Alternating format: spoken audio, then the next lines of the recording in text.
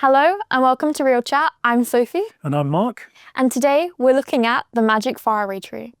Did this new adaptation hit the spot or fail to deliver the magic? Stay tuned for our discussion and final scores.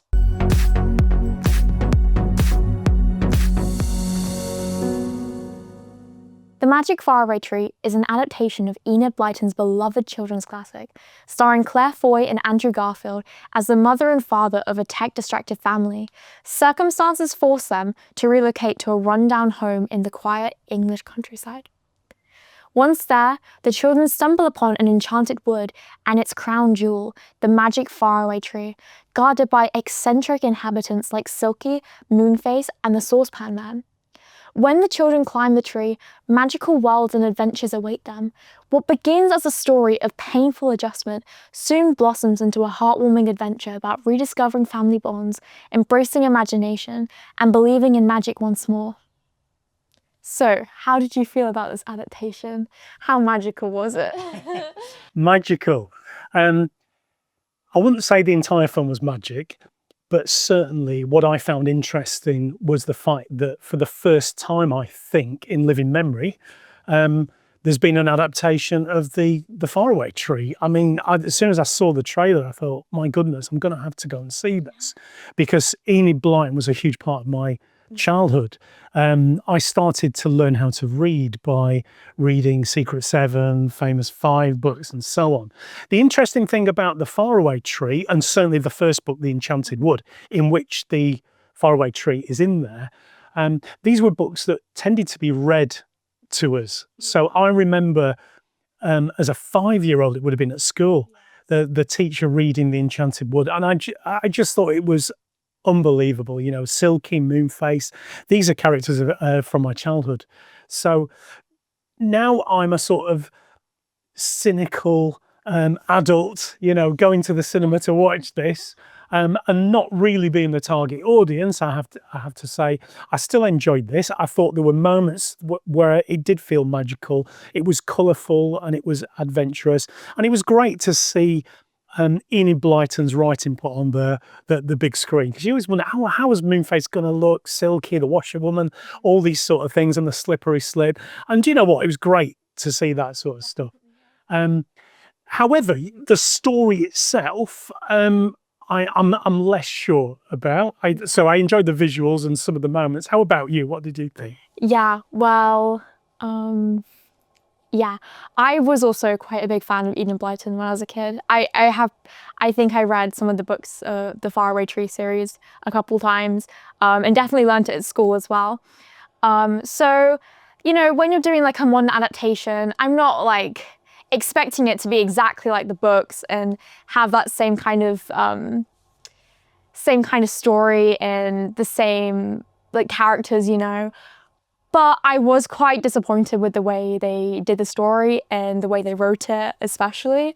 I felt it was way over the top, exaggerated when it comes to like the stereotypes of the children being technology obsessed, because they act like they don't know what nature is, don't know what a book is. There's this one of the eldest daughter specifically was just such an exaggeration. The adults who wrote this have never interacted with a child in their life. They just kind of have this assumption about all Gen Alpha kids and stuff, and they just iPad kids. And yeah, you know, there is an issue. There are plenty of kids who are obsessed with technology, but these kids in this film just felt like borderline stereotypes. They were very one-dimensional and shallow, and kids are only obsessed with technology because their parents give them the technology. I just thought it was way over the top. I didn't like that aspect of it. But what did you think about the writing? So there was no magic in this for you? Was it all about tech? No, that's not true. There was magic, but I didn't feel like there was enough of it. I felt it at some parts, but mostly I just couldn't look past how moody some of the characters were. Like just entirely, like it was really difficult to watch at times. I see what you're getting at. It's kind of like a boomer wrote the script. That's about stereotypical teenagers obsessed with the phones and so on.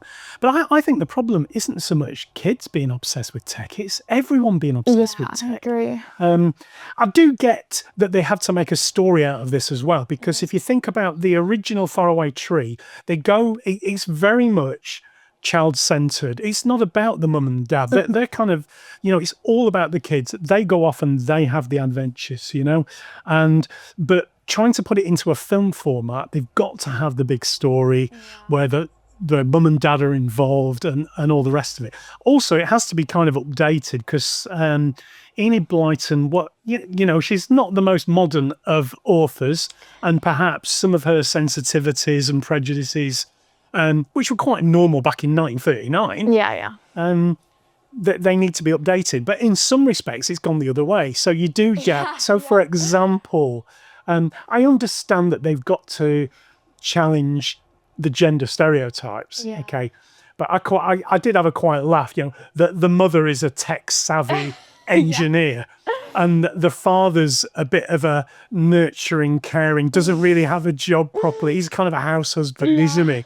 And he's trying to make his pasta sauce and all the rest of it. I do think the target audience for this is probably families with very small children, and I do think small kids are going to enjoy this. So let's talk about the actual the Faraway Tree itself and the sort of magical adventures in there.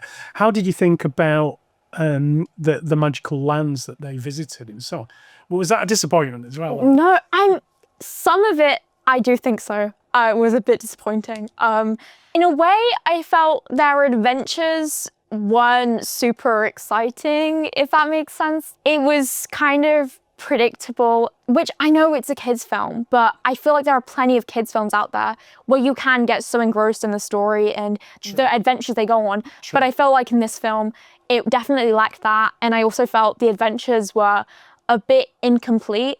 But in the first land they go to, the Land of the Goodies, I think that's what it was called, there was this man obsessed with the kids and the kid and thinking that because she broke the rules or something, the only rule was to not be greedy, and she was being greedy, and he said say that he was going to stay going after her or whatever, or said he was going to go after her, and I was expecting at the end he's going to come back and it's going to be a thing of everyone's going to forget about this character and he's going to come back, this thing's going to happen. I was waiting for it and I was like, when is it going to happen? And there's a loose end that didn't get tied up. Yeah, and then there's also this build up to the final boss villain at the end. And when we saw her, it wasn't even that big of a deal. In Enid Blyton, she was called Dame Slap, and she used to hit the kids. Now you can understand why hitting children is not really the right thing to go about things. But certainly not for a modern audience. I get what you're saying about the fact that some children's movies you get engrossed with. Interestingly, the writer is Simon Farman.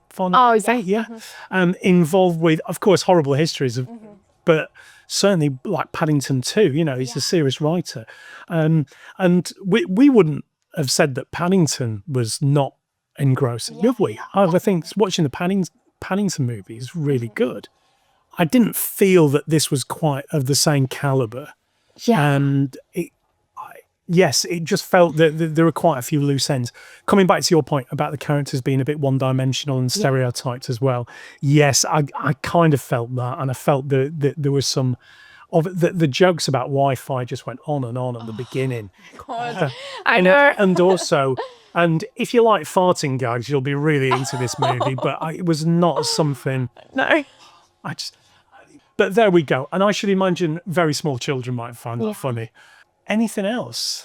I will say, I know I've complained a lot about this movie so far, but it is genuinely a really sweet film.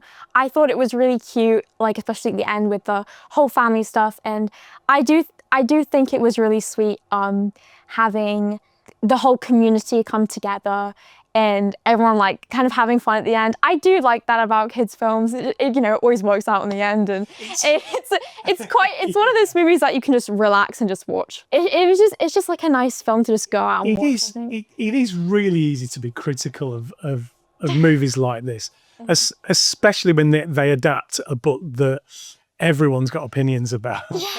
Definitely. But I thought there was some really great. Some of the characters were really great. I like the washerwoman was fantastic.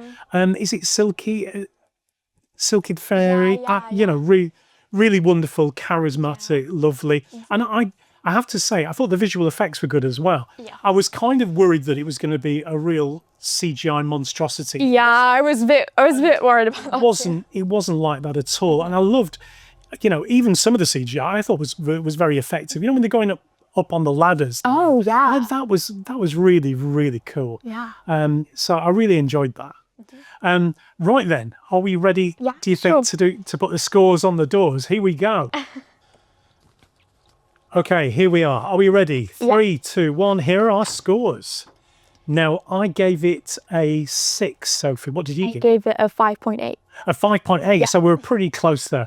Yeah, it's as we've said, this would be a great movie for families and particularly little kids. They're going to love this. It's bright, Definitely. colourful, and very, very charming. Okay, well, thank you very much for joining us again, and hopefully, if you enjoy these reviews, please think about subscribing. Whoops, get my finger right. I think it's down below here. Subscribe. Okay. Please subscribe. Oh God, I might have to do that. No. Just leave it like that. Doesn't see all watching now. Everyone's clicked off. Okay. So thank you for joining us. Goodbye, everyone. Bye.